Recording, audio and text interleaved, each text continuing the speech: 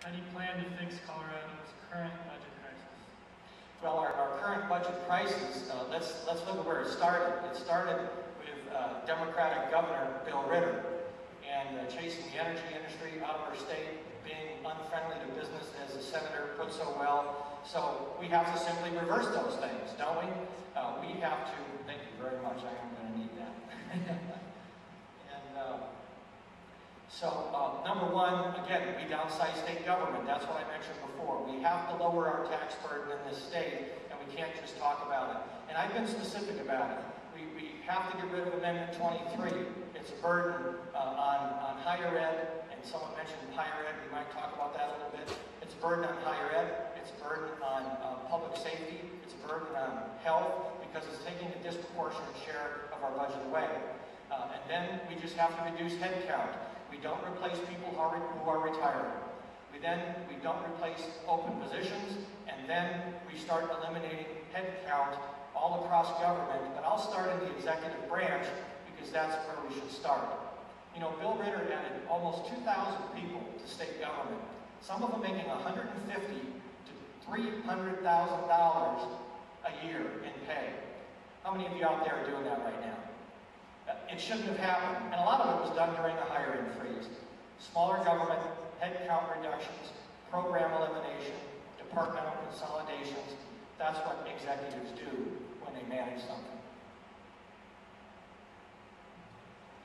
How do you plan to bring back oil and gas, software, and Amazon.com jobs in the state? I think the senator did a very good job articulating that particular message. On oil and gas, we do what he mentioned. We reconfigure the Colorado Oil and Gas Commission, but we also send a strong message while we're waiting to get that done. You see, before the regs even came out, energy companies started leaving the state because they saw it was going to be a bad mood in the state of Colorado for oil and gas. When the regs came out, it just got that much worse. So review the configuration of the COGCC, but here's where I can be better than anybody else. I've been 25 years of business-to-business development. Now, business-to-business is different than business-to-consumer, i.e. selling beer and food over a bar. Business-to-business takes a unique skill set and a determination and a persistence. And if there's one thing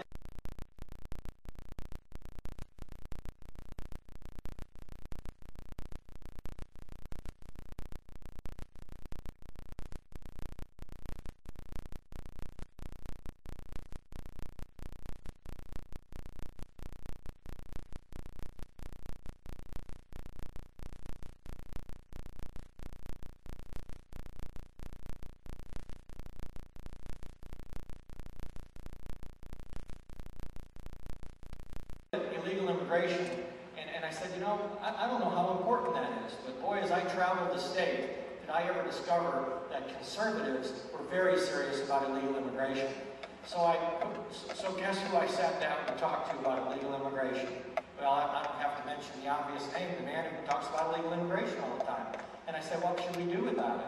You know, I went to the experts, and I said, what would you advise me to do? Isn't that what we're supposed to do in government? And I was told, implement E-Verify. Just get it done. Implement E-Verify across the board. We have 2 state laws on the books already, and those state laws say that we should be doing pretty much what Arizona says they're doing. But do you think Bill Ritter's doing anything about it? No, he's just going to charge them with agricultural trespass, right? And then we have another bill that speaks to verifiable identification. When someone comes to the gateway of our social service program system, they have to have legal identification. And if they don't, then we don't serve them. Is that simple enough? So if we arrest them and they're illegal, we detain them, we call ICE, and ICE takes them out of the state. That's the way it's supposed to work. Strong border security, you know, I'm running for governor of Colorado. The federal government can take care of the fence or however they want to manage the federal border. My job is to take care of you in the state of Colorado and not bloviate about what's going down at the Arizona border. Anchor babies, again, it's a bit of a federal issue. We could probably exercise some 10th Amendment states' rights and challenge that within the state of Colorado. I would certainly entertain that if the will existed from the people of Colorado. What is your position on energy policy? How will you support energy development Well, I believe in all of the above energy policy, as we've already heard again. The problem with Bill Ritter's policy is that he forsook the traditional energy industry and he played favor upon renewable energy. Now, folks, I've been all over the state, combined all the guys who have come and gone from this governor's race, and it's been almost like a revolving door. I am the one steady, consistent conservative who's been all over the state more than anybody. And when I go to the Eastern Plains, they want wind turbines. They want wind power. They want the jobs it creates. They want the severance tax revenue for their county. And I say if they can build it and the wind comes, which it doesn't always, right? But if they can compete in a free market environment, then they need that energy and those jobs out there. I've also been to the San Luis Valley multiple times. They want those solar farms down there. And again, God bless them. If they can build the solar farms, create the jobs, and generate revenue for that part of the state, they should do that too, but it's got to compete on a free market like everything else. We must get our oil out of the ground. We must get our natural gas out of the ground. We must keep getting our coal out of the ground, and we should get our uranium out of the ground, as well as any other minerals. We should build a uranium processing plant out west of Nuclear. For those of you who don't know where Nuclear is, remember when they used to shoot prairie dogs out there a few years back? Well, now they want to put a processing plant out in Nuclear. They should put that processing plant out there, and then maybe even use the energy on the Eastern Plains in a nuclear plant if we could ever get that done. I opposed House Bill 1365. I've been to Craig 5 times. I've toured the 20-mile coal mine and the Trapper coal mine. You know, rural Colorado needs these quality jobs. I'm from rural America. And when you can get a job paying $65,000 a year in Craig or Hayden or Meeker or Paonia, they need those jobs. And how dare government get in the middle of it and play favorites between natural gas and coal?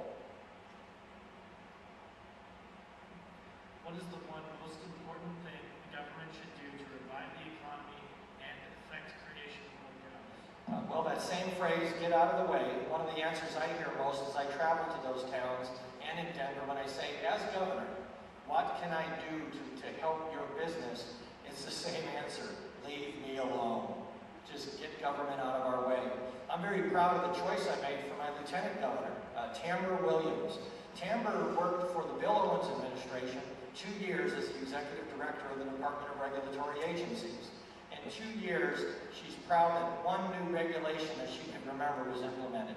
I will have her look closely at DORA and see what regulations we need to remove. And here's why deregulating business, and especially small business, helps our economy. There's a man named Mark Rogers in Cortez, Colorado. He owns a steakhouse called Shiloh Steakhouse. Next to his steakhouse is a vacant piece of land, and he wants to build a pizza place there. So he wants to create construction jobs out of his own pocket, right? He's investing in the economy of Montezuma County and the city of Cortez. And when he applies for his permits, CDOT tells him, well, you've got to pay $150,000 for a deceleration lane in front of your pizza restaurant. Folks, this isn't a Walmart in Thornton. This is a pizza place in Little Cortez, Colorado. You know what Mark told him to do with their deceleration lane? Yeah, he said, I don't need the lane. I don't need to build this restaurant. I'm happy with the business I have now. So they lost the construction jobs and they lost the permanent jobs in Cortez, Colorado, because we over-regulated that small business. We must deregulate, and we must get rid of the small business personal property tax, something that the Democrats have allowed to be studied for year after year after year. It's time for it to go and stimulate small business in our state.